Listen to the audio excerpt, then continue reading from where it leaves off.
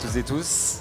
5 minutes pour introduire les échanges qui vont suivre sur une filière assez nouvelle pour ceux qui ont un petit peu l'historique des acteurs qui investissent et qui explorent le développement de solutions nouvelles en mer pour produire du renouvelable. Je ne sais pas si ça vous surprend pour ceux qui sont là de manière un peu plus récente, mais le solaire flottant a été assez peu investigué finalement dans les 30 dernières années, au contraire de toutes les autres filières qu'on a explorées et re-explorées ensemble depuis le début de la journée d'hier. Entre évidemment l'éolien, l'hydrolien, la hydrogénération, on en parlait tout à l'heure. Il y a eu aussi une époque quand même énergie thermique des mers ou production de froid avec les eaux froides profondes. Pression osmotique, pour ceux qui connaissent aussi les technologies les moins matures en termes de développement. Et le solaire flottant est en pleine remontée. Et c'est un petit peu là-dessus que je voulais vous présenter 2-3 choses. Le temps de me lever et de récupérer cette précieuse télécommande. En fait, il y a un charmant travail d'introspection et de critique aussi finalement, mais bienveillante, sur notre capacité à nous projeter dans des temps plus ou moins longs en termes d'émergence de filières. Si vous faites ce travail que j'ai fait et qui était assez amusant à faire, de regarder les différents outlooks de l'Agence internationale de l'énergie depuis 20 ans, qui en fait tous les ans pond une Bible, ou en tout cas un document de référence qui est regardé par le monde entier, et pas seulement les experts de l'énergie, sur comment va évoluer le système énergétique à 30 ans. Et en fait, quand vous regardez ce document de référence qui sort tous les ans, dans les années 2000, le potentiel de contribution du solaire photovoltaïque au mix électrique 2050, c'était de l'ordre de quelques pourcents, 2, 3, 4. Et puis vous regardez les outlooks de l'AIE dans les années 2008, 2010, 2012, on est monté à 7-8%. Donc encore une fois, ça ne veut pas dire qu'on s'était trompé au coup d'avance, ça veut dire que l'évolution des technologies, la capacité à les produire, la capacité à les investir, à ce qu'elles soient compétitives évidemment sur le coût de production de l'électricité, qu'on puisse maîtriser aussi les risques de productibles, notamment aussi toute la lecture de leur capacité à produire dans le temps, en 20 ans, est-ce qu'il y a des baisses de production, etc., etc. Fait qu'on a à chaque fois raffermi un petit peu plus la capacité de la technologie à aller plus loin dans la contribution à l'évolution du mix. En 2015, on a franchi la barre symbolique des 10%. Et aujourd'hui, dans les années 2020 et au-delà maintenant, le potentiel de contribution du solaire est devenu tout simplement la première des filières de production électrique à terme.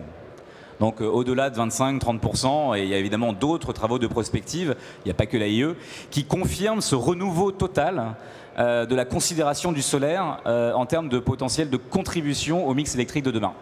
Donc comment ça a autant changé, et vous voyez d'ailleurs ces courbes, ça laisse présager quand même dans ces projections de scénario net zéro, compatibles avec les trajectoires de l'accord de Paris, d'une explosion qui est déjà quand même en fait en cours depuis 5 ans, de l'installation de panneaux solaires photovoltaïques, évidemment à l'état de ferme, mais aussi sur les toitures. Donc la question qu'on peut se poser, c'est quid de l'océan ? Et comment l'océan peut aussi prendre le relais, comme l'éolien en mer le fait aujourd'hui, par rapport au marché plus mature de l'éolien terrestre.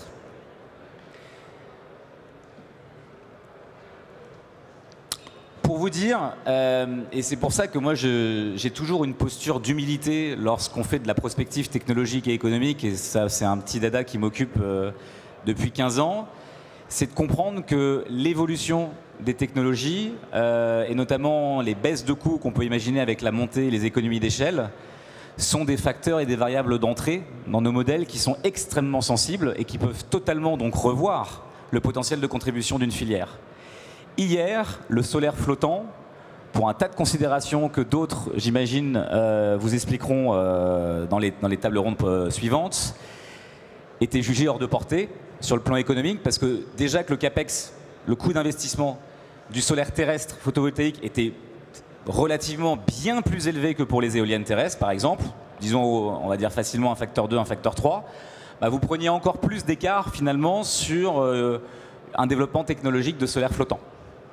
Et donc derrière, sur des CAPEX qui pouvaient toucher, pour les connaisseurs, je vais citer quelques chiffres, entre 6 et 10 euros du watt.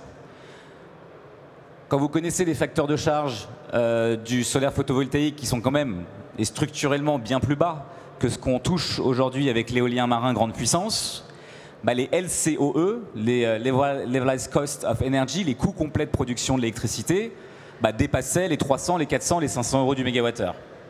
Donc ça ne doit pas forcément nous choquer lorsqu'on se rappelle par exemple qu'en France, on a acheté l'électricité solaire photovoltaïque terrestre à plus de 500 euros pour lancer la filière, mais c'est évidemment intenable dans une projection long terme et de pénétration lourde de la technologie. Donc la question c'est combien et comment ça va baisser. Donc si vous êtes aujourd'hui en capacité de démontrer que vous pouvez lancer des projets de démonstration de taille significative, c'est-à-dire sans doute quelques mégawatts, à des coûts complets de l'électricité qui sont autour de 100 à 120 euros et que surtout vous êtes en capacité de démontrer que la baisse des coûts du solaire, comme ce qui est arrivé dans le terrestre, peut aussi prendre le pli sur le marin pour aller rapidement toucher des coûts complets de production en dessous de 80 et surtout 60 euros, vous êtes typiquement dans les fondamentaux pour espérer des courbes de croissance telles qu'on les voit aujourd'hui émerger dans l'éolien terrestre depuis 5 à 10 ans et qu'on peut donc tout à fait envisager dans l'éolien marin. J'ai pas de boule de cristal, mais je pose la question et je pose la question aussi aux futurs intervenants. Est-ce que c'est dans les tablettes et est-ce que c'est crédible aujourd'hui de penser à des fermes de solaire flottant, pas pour les premières, mais rapidement, dont on va dire le premier gigawatt, deuxième gigawatt ou troisième gigawatt de capacité installée totale pourra aller friser les 60 euros du mégawattheure. Notons qu'aujourd'hui, le solaire terrestre, dans pas mal de bids internationaux, est en dessous de 30 euros du mégawattheure. Hein. Donc si vous faites à la grosse louche un gros facteur 2 pour maritimiser en quelque sorte ces technologies, bah vous êtes déjà attractif. Sans doute que ça sera un petit peu plus compliqué que de dire juste on va multiplier par 2 parce qu'en mer c'est toujours plus cher que de rester à terre. Mais globalement, voilà les repères de coût, voilà les repères d'attractivité qu'on peut envisager surtout autour de la filière. Et si on arrive à se convaincre et à convaincre les autres, et notamment des investisseurs, que nous serons en capacité de produire de l'électron d'origine solaire flottante dans un temps court en dessous de 60 euros, vous êtes typiquement dans les prérequis pour envisager un développement accéléré du solaire flottant en France et dans le monde. Là aussi, avec un potentiel assez extraordinaire en termes de potentiel de contribution. Donc là, je vous parle de dizaines de gigawatts, voire à terme, pourquoi pas, de centaines de gigawatts. Dernière question, et j'en finirai là. Toujours aussi s'interroger sur qui produit et où. On a déjà aussi posé cette question-là pour les flotteurs, typiquement hier des éoliennes flottantes.